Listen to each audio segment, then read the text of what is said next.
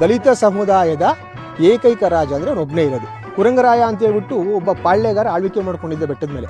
ಅವನು ಆದಿ ಕರ್ನಾಟಕ ಜನಾಂಗಕ್ಕೆ ಸೇರಿದಂತಹ ಒಬ್ಬ ರಾಜ. ಒಬ್ಬ ಬೇಟೆಗಾರ ಏನು ಮಾಡ್ತಾನೆ ಅಂತಂದರೆ, ಒಂದು ಮಲವನ್ನು ಬೇಟೆ ಆಡ್ಕೊಂಡು ಹೋಗ್ತಾನೆ. ಆ ಬೇಟೆ ಆಡ್ಕೊಂಡು ಹೋಗಿ ಅದನ್ನು ಬೇಯಿಸ್ತಾ ಇರ್ತಾನೆ ಮಡಿಕೆನಲ್ಲಿ ಹಾಕ್ಬಿಟ್ಟು. ಆ ಬೇಯಿಸ್ಬೇಕಾದ್ರೆ ಏನಾಗುತ್ತೆ ಅಂತಂದರೆ, ಅದನ್ನು ತಿರುವುದಕ್ಕೆ ಕಡ್ಡಿ ಬೇಕಲ್ಲ, ಅದರ ಸೌಟ್ ಏನೂ ಇರೋದಿಲ್ಲ.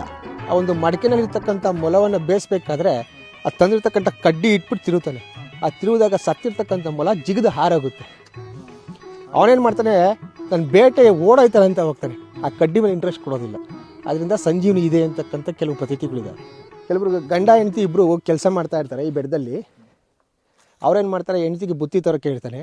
ಆಕೆ ಮೀನು ಸಾರು ತೊಗೊಂಬಿಟ್ಟು ಹೊತ್ಕೊಂಡು ಹೋಗ್ತಾ ಇರ್ತಾಳೆ.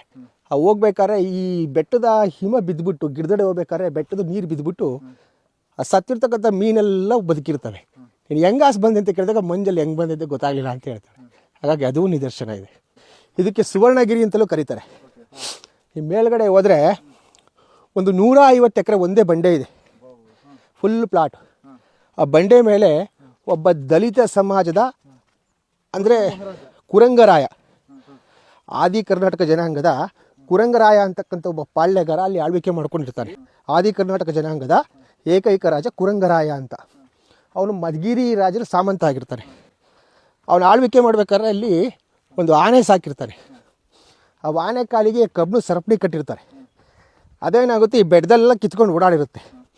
ಆ ಆನೆ ಕಾಲಿರ್ತಕ್ಕಂಥ ಕಬ್ಬಿಣ ಸರಪಣಿ ಚಿನ್ನದ್ದಾಗಿರುತ್ತೆ, ಯಾವುದೋ ಒಂದು ಗಿಡಮೂಲಿಕೆಗೆ ತಗಲಿ. ಅದರಿಂದ ಏನು ಹೇಳ್ತಾರೆ ಅಂದರೆ, ಈ ಕ್ಷೇತ್ರದಲ್ಲಿ ಚಿನ್ನವನ್ನು ಮಾಡ್ತಕ್ಕಂಥ ಗಿಡಮೂಲಿಕೆ ಕೂಡ ಇದೆ. ಆದ್ದರಿಂದ ಇದಕ್ಕೆ ರಸಾಸಿದ್ರು ಬೆಟ್ಟ ಅಂತಲೂ ಕೂಡ ಕರೀತಾರೆ. ಈ ಕುರಂಗರಾಜ ಇಲ್ಲಿ ಪ್ರಪ್ರಥಮವಾಗಿ ಚರ್ಮದ ನಾಣ್ಯಗಳನ್ನು ಚಲಾವಣೆಗೆ ತಂದಂಥ ಏಕೈಕ ರಾಜ. ಇಡೀ ಭಾರತದ ಇತಿಹಾಸದಲ್ಲಿ ಚರ್ಮದ ನಾಣ್ಯಗಳನ್ನು ಚಲಾವಣೆಗೆ ತಂದಿರ್ತಕ್ಕಂಥ ರಾಜ. ಅವನು ಏನಕ್ಕೆ ಮಾಡ್ದ ಅಂದರೆ, ಚಿನ್ನದ ನಾಣ್ಯಗಳೆಲ್ಲ ಬೇರೆಯವ್ರಿಗೆ ಇರುತ್ತಲ್ಲ, ಅದನ್ನ ಇಸ್ಕೊಂಡ್ಬಿಟ್ಟು ಇವನು ಚರ್ಮದ ನಾಣ್ಯ ಕೊಟ್ಟು ವ್ಯಾಪಾರ ಮಾಡೋರು.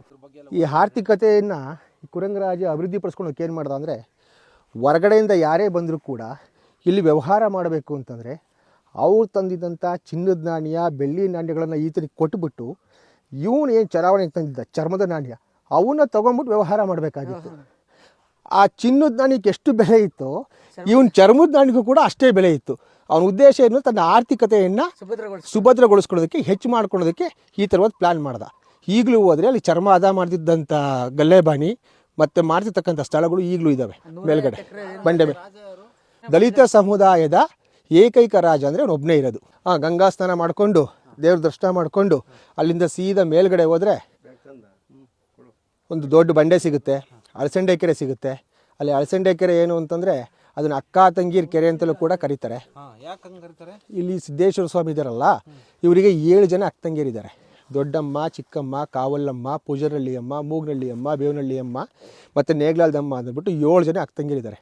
ಆ 7 ಜನ ಅಕ್ಕ ತಂಗಿಯರು ಅಲ್ಲಿ ಜಾತ್ರೆ ಆಗಬೇಕು ಅಂತಂದರೆ ಫಸ್ಟು ಅಣ್ಣನ ಸನ್ನಿಧಿ ಅಂದರೆ ಅಳಸಂಡೆ ಕೆರೆಗೆ ಬಂದು ಅಲ್ಲಿ ಜಲ್ದಿ ಮಾಡಿಕೊಂಡು, ಅದಾದ ನಂತರ ಊರುಗಳಿಗೆ ಹೋಗ್ಬಿಟ್ಟು ಅವ್ರ ಜಾತ್ರೆ ನಡೆಯೋದು. ಅಚ್ಚಿನಕಲ್ ಕೆರೆ ಅಂತಲೂ ಕರೀತಾರೆ.